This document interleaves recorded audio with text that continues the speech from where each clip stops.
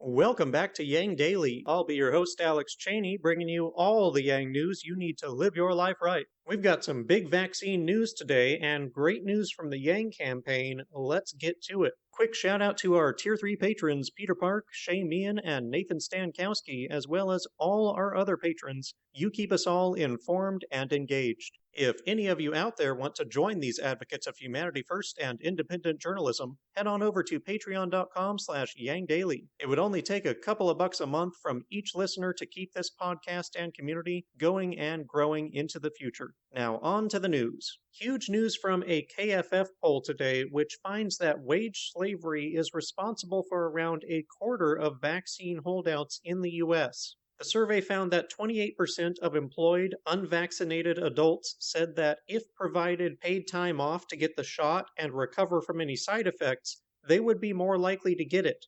28% is a huge portion.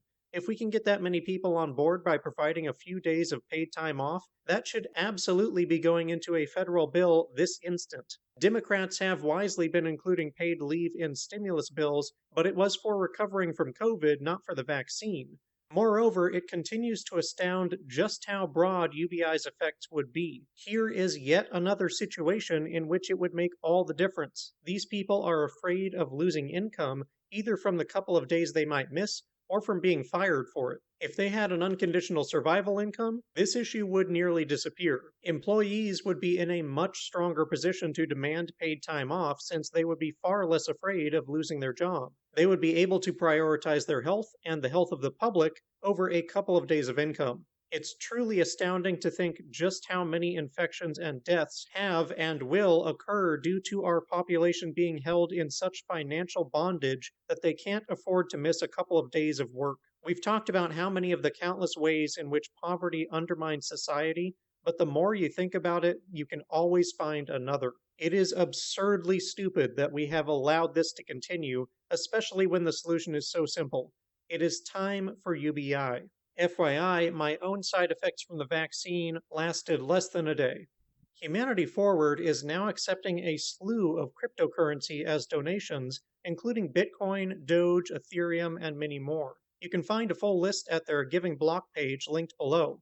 As luck would have it, this comes just before the crypto markets experienced a massive crash of about 30% today. Thanks, Humanity Forward. People must have been liquidating all their crypto to donate, huh?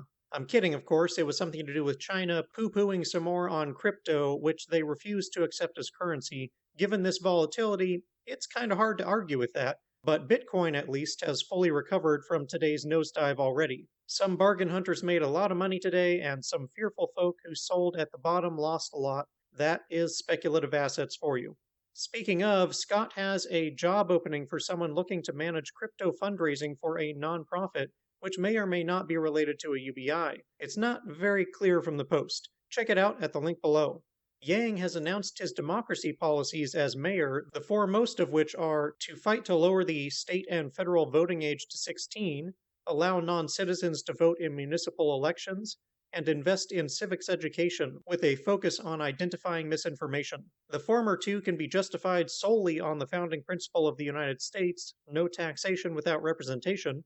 Voting earlier has been shown to improve lifelong voting habits for kids and their parents, as the kids learn about the issues and have deeper discussions with people in their lives about politics. The responsibility and privilege of voting also enhances civic education dramatically as they have an immediate use for it. It's part of the reason that our current civics education doesn't stick, and we end up with a population woefully ignorant of the most basic functioning of our own government and democracy, leaving us ill-equipped to fix anything. It is a deep cancer in our society. So obviously I'm happy to hear the educational commitment as well, especially focusing on misinformation.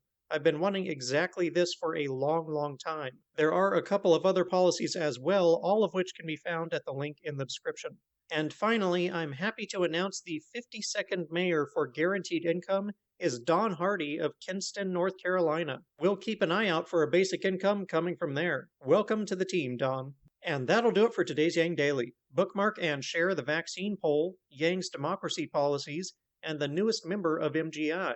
Flood Congress with calls, tweets, faxes, and letters using the Resist bot or Income Movement easy contacts below. If you need help, consult Humanity Forward, the Income Movement Aid Database, the Mission Asset Fund, or United Way, and don't forget to Yang Daily.